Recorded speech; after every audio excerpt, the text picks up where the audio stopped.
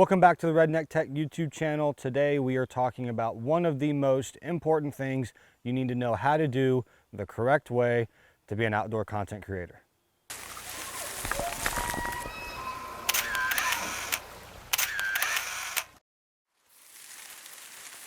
If you're planning or wanting to get in the outdoor industry, there's a very high chance that at some point you will end up in one of these, holding a camera.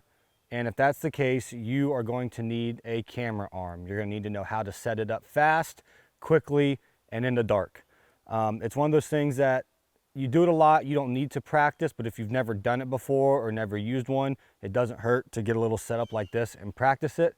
Today, we're going to show you some of the tips and tricks on how to set it up, the correct way to set it up, and go from there. For the ease of this video, I don't have my pack or anything like that. I just have the camera arm, the base, and the camera down on the ground, so I'm just going to be grabbing them as I need them. The biggest thing to keep in mind is you need to put your base in a place that will allow you to get all the way around the tree on both sides and be able to film sitting and standing. So for instance, this tree right here, we put this summit stand on it that has a really big, nice seat. 90% of the time, you will not get a nice seat like this. You'll get a piece of crap Walmart stand.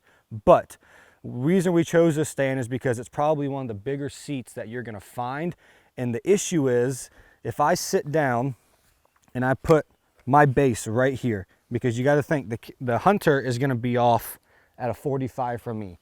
If I put my base right here and I have to stand to flip my seat up, it hits. I personally like running mine on the opposite side. That's how Lee makes me do it, because he doesn't like anything between him and I when we're filming. So I've gotten used to that, but most people will run it here. If I were to run it, like I said, where I normally would, my seat would hit. That's no bueno.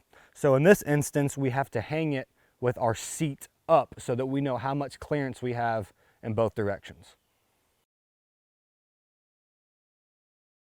The first tip I would give someone referring to a camera arm is actually with the camera arm itself. Ratchet straps usually come in 8 to 10 foot increments, and it all sounds nice and dandy. You can get in any tree you need to. The thing is, you'll most of the time be in a tree this size, okay? It's not a giant tree, it's not a small tree. You have a 10 or 12 foot ratchet strap, it's gonna become more problem than what you need, just because you're gonna have so much slack. So getting a ratchet strap that is long enough but not too long is actually really important. Next, I always recommend hanging it standing up, because what I like to do is I will take this and I will pin it to myself so I can get my strap all the way around the tree like I need to.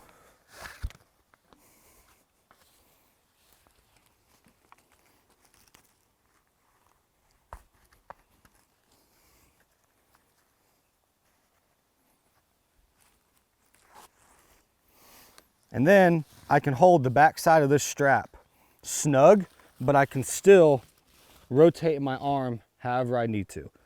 Now that my seat is up and I know how much clearance I have, I need to know that I can run the arm standing or sitting. So just practicing with this so you know how far off the top of your base your camera sits is good, because then you have a rough idea of where on your body you need to set your camera arm. I know with my base, my arm, my fluid head, and my camera, how high that is, that distance, I need to set my camera arm just below my thigh. So I set this down here. I got good clearance with my seat, and I will just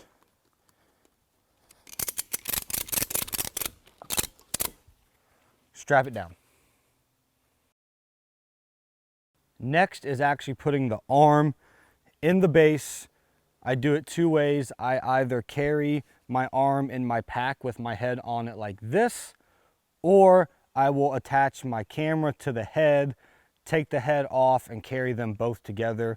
Either way, doesn't really matter. This fits in my pack just like this, so it just makes it a little bit easier. You literally just slide it in.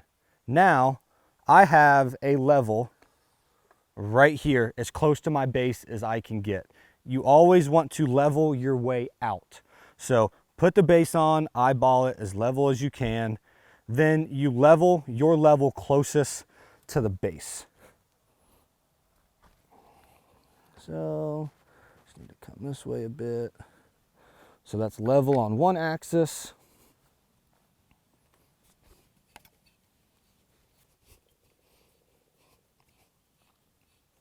And that's now level on both axes. And as you can see, I can get all the way around anywhere I need to. I really only have issues about right here, but the arm's maxed out anyway, so I can film 360 degrees around.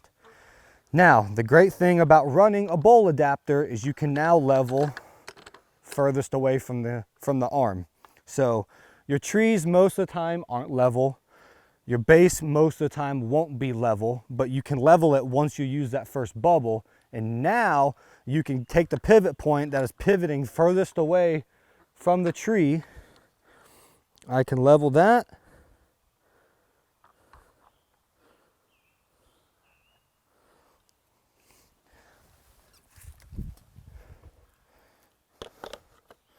And now I'm ready to go. So now I can run my camera standing, which is what I like to do most of the time. I can go all the way around. I can come out this way. Or if I get stuck with my pants down, not paying attention, which I shouldn't because Caleb will fire me, I can run this way. And I can bring it all the way around this way. Or if I have to, I can come this way. So really, putting your base in the right spot sets you up for success all the way around, but it is something that you need to practice if you don't do it all the time.